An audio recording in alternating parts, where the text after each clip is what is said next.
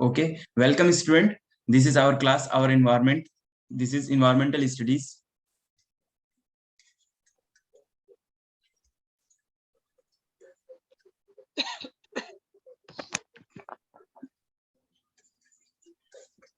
Welcome student. This is environmental studies BEVAE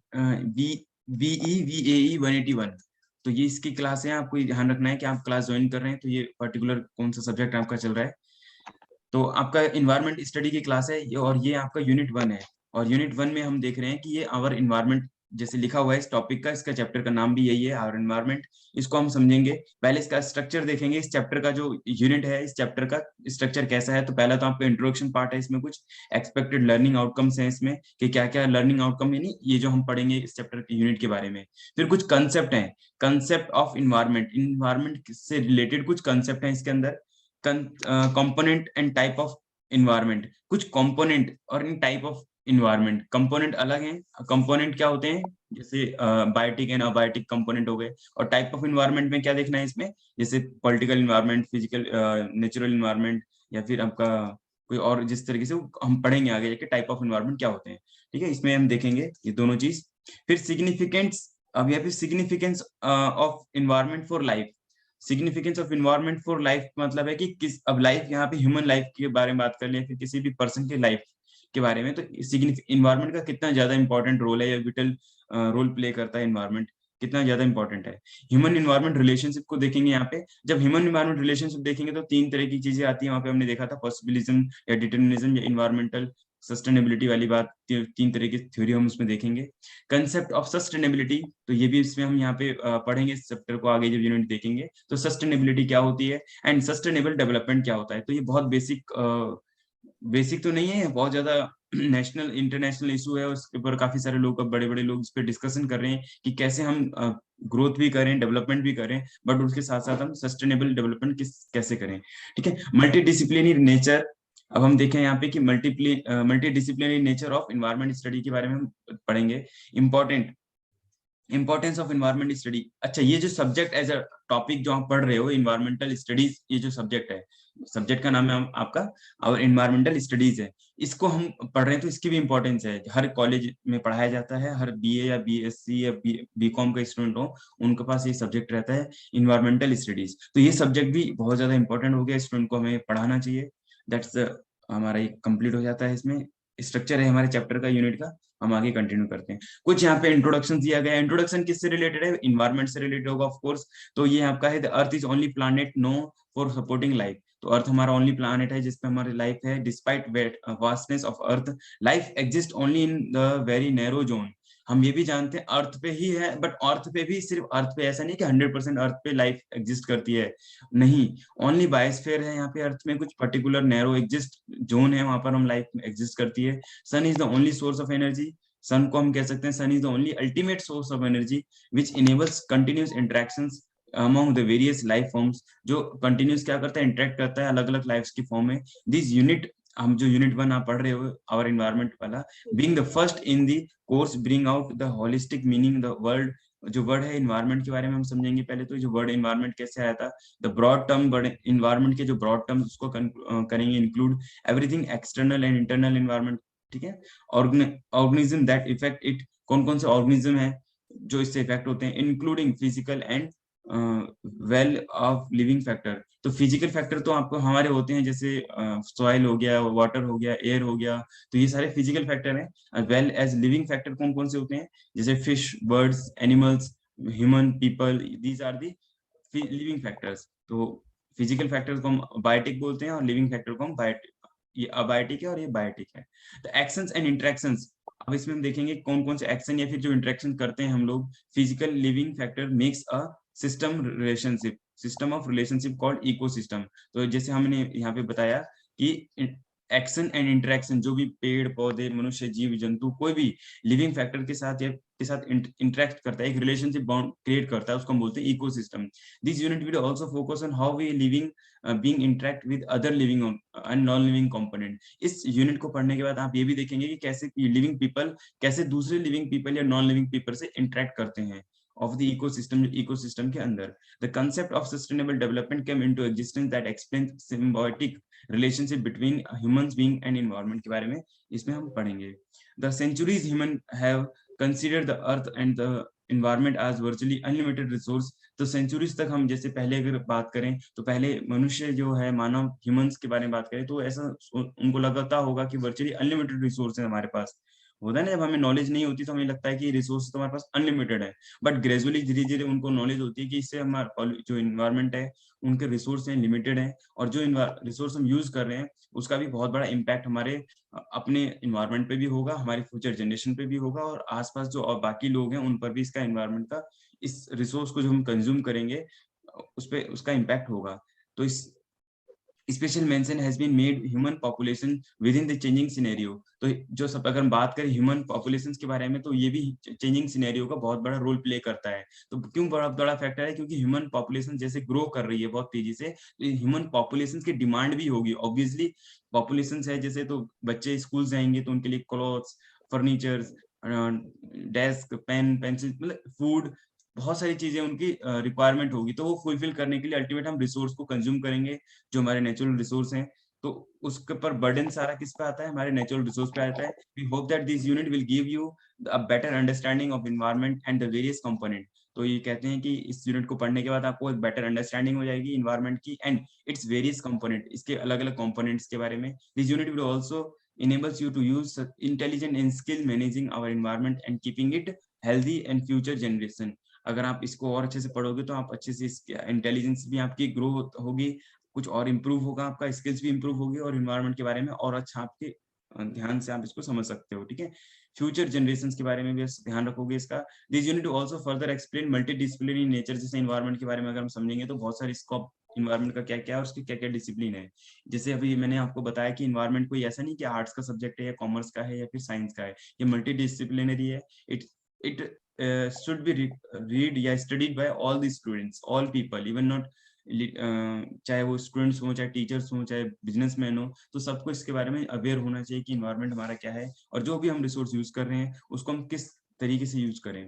तो expected learning outcomes के बारे में बात करते हैं. टॉपिक जिस चैप्टर का हाईलाइट होता है तो ये हाईलाइट आफ्टर कंप्लीटिंग दिस, ये आप क्या करेंगे, explain importance environment for our surrounding. जो भी आपके चारों ओर होता है, सराउंडिंग मींस आपके अराउंड जो भी कुछ है वो इन्वायरमेंट है और उसका कितना इंपॉर्टेंस है.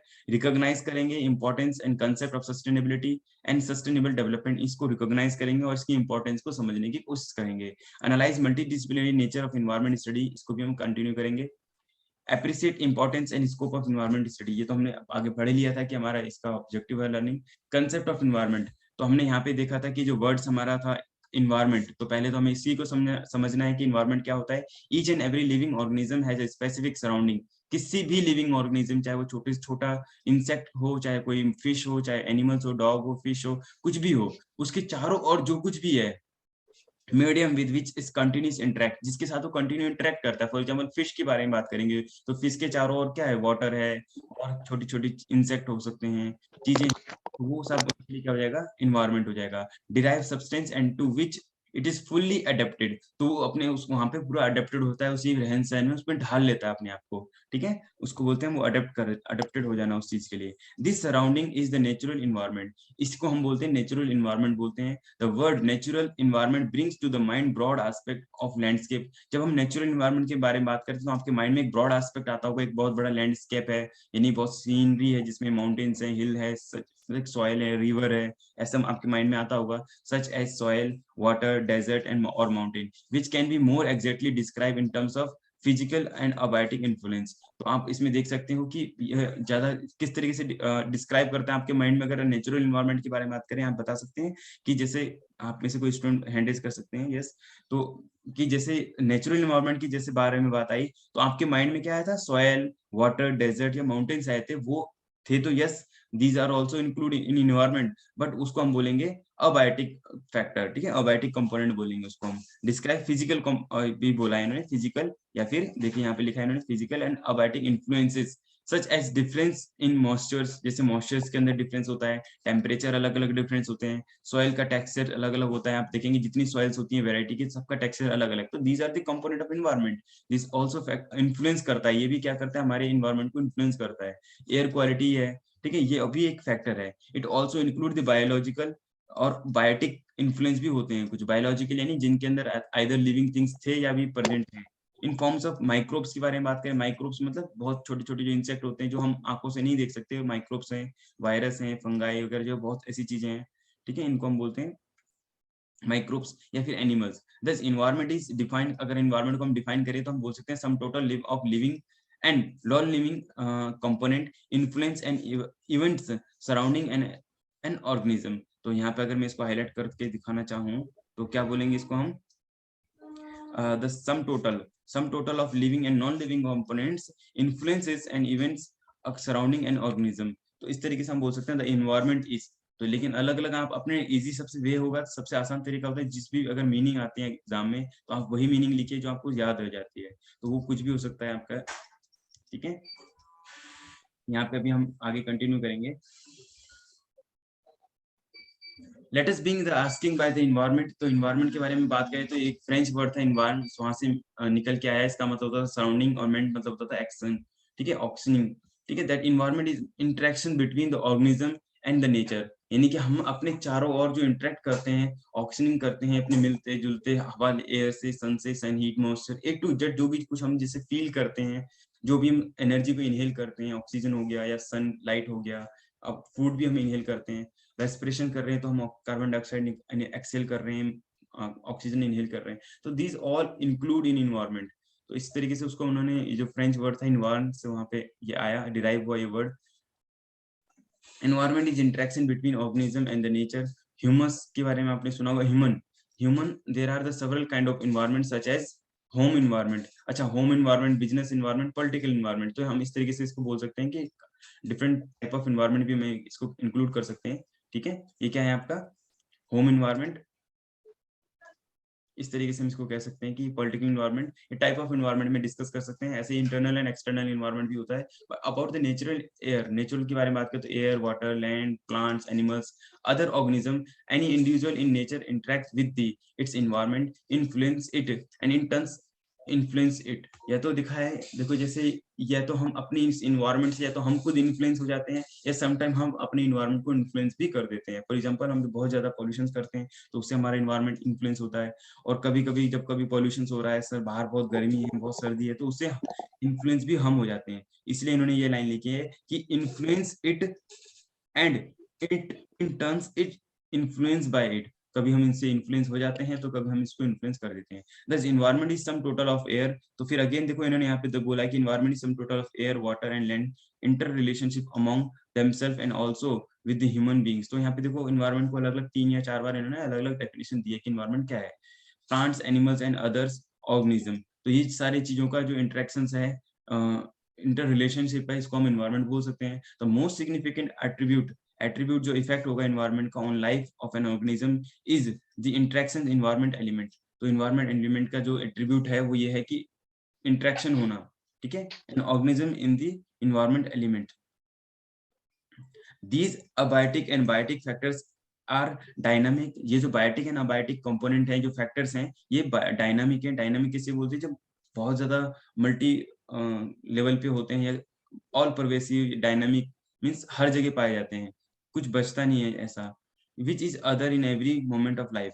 तो हम इससे स्किप नहीं कर सकते, इसको इग्नोर नहीं कर सकते। Yes, any student have any doubt? you plug I am yes please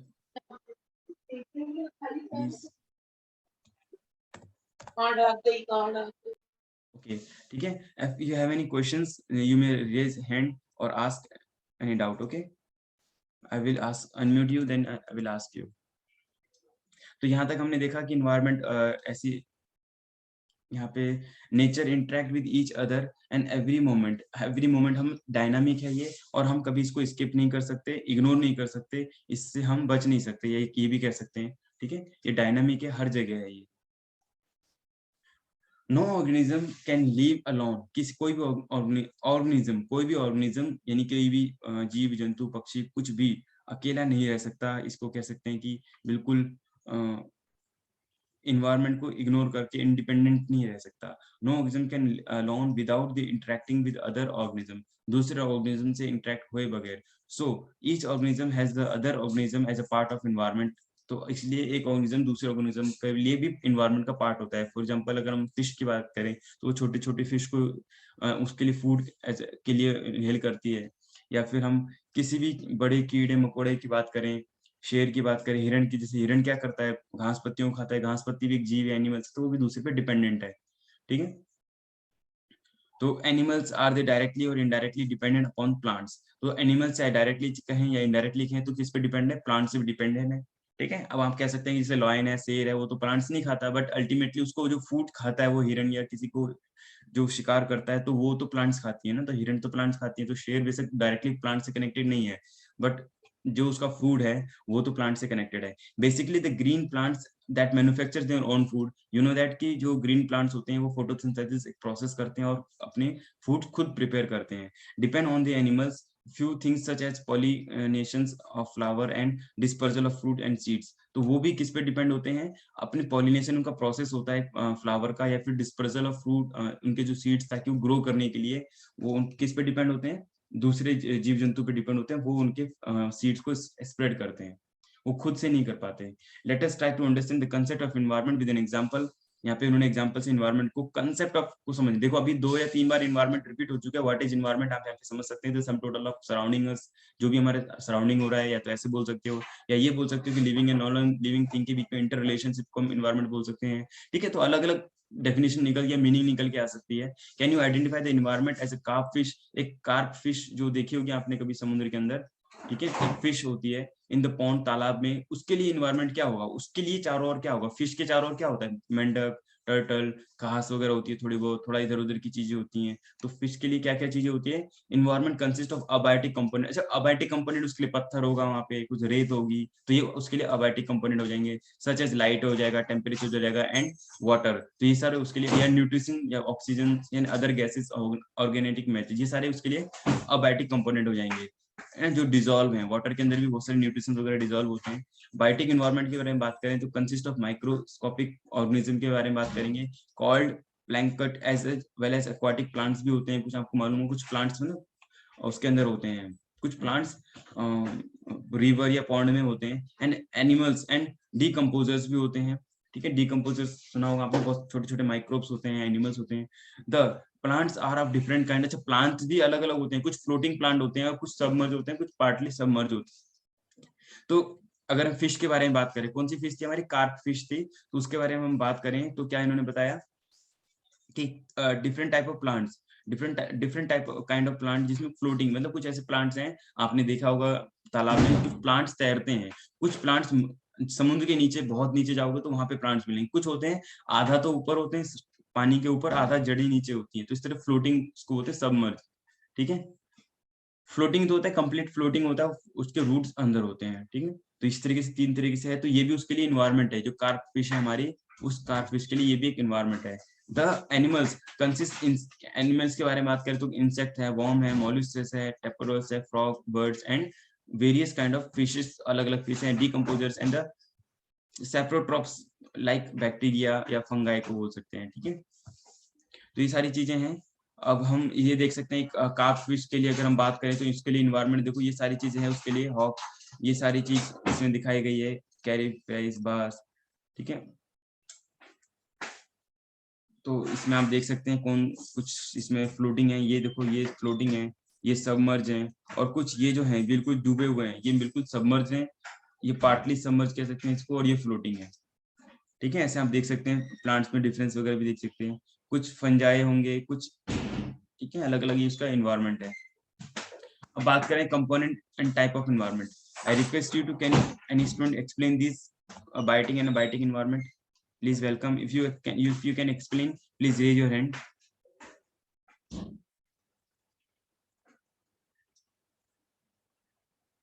Yes, any student?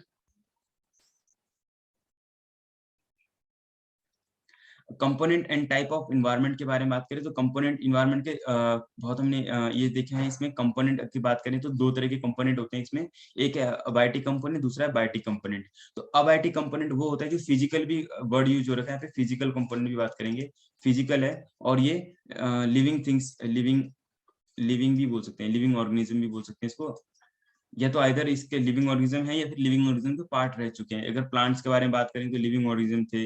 Animals include humans, parasite and micro. Parasite कौन से होते हैं, जो दूसरे के उस पर जीते हैं, जैसे आपका मशरूम वगैरह होते हैं या फिर और बाकी चीजें होती हैं, ठीक है। माइक्रो ऑर्गेनिज्म या डीकम्पोजर, तो सारे यहाँ पे क्या है, लिविंग ऑर्गेनिज्म है। प्लांट्स के बारे में बात करेंगे तो प्लांट्स भी लिविंग ऑर्गेनिज्म में आ जाएगा। तो बायोटिक कंपोनेंट मतलब जो लिविंग ऑर्गेनिज्म है, और फिजिकल कंपोनेंट में कौन से आएंगे, अबायोटिक, जैसे लाइट है, परसिपिटेशंस है। ये परसिपिटेशंस क्या होता है, वाटर का वेपरेशन का जो प्रोसेस होता है उसको परसिपिटेशन बोलते हैं। Humidity and water, humidity and water temperature, है ना, atmosphere gases, seasonal changes, topography. Topography क्या होता है, जो आपका एरिया होता है, टोपोग्राफी बोलते हैं, जहाँ पे लोग रहते हैं, पर्वत पहाड़, और जहाँ घाटी होती है, इस तरीके से उसको बोलते हैं टोपोग्राफी, जब पे लिविंग ऑर्गेनिज्म रहते हैं। तो ये फिजिकल कंपोनेंट हो गया। इन्वायरमेंट के दो कंपोनेंट हो गए, एक तो बायोटिक, दूसरा अबायोटिक। इसको एक्सप्लेन करना था। Yes, any student?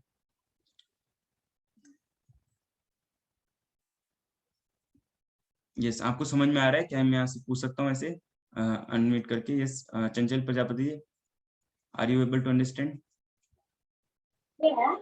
Yes, sir. Okay, thank you. Yes, Bharti ji, any confusion, any doubt?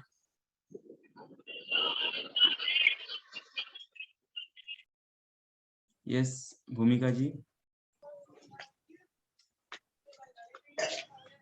जी, आप बता सकते हैं, भूमिका जी, भारती जी, दिव्या जी। क्लियर है आपको सबको? ठीक है Yes, sir. जी, जो बताए सब क्लियर है? Yes. एक मिनट जी। तो आप भी इसमें आगे बता सकते हैं कि आगे जो हमने, अगर आपको लगता है कि मैं एक्सप्लेन कर सकता हूँ अच्छे से। द फिजिकल कंपोनेंट, अगर हम बात करते हैं, आगे कंटिन्यू करते हैं। The physical component set the condition for the survival of the biotic component which in turns take care of maintenance for the environment linkage, ठीक है। Component of the environment are the pathway for the follow energy and cyclic materials. For example, green plants obtain essential resource from the physical realms, ठीक है।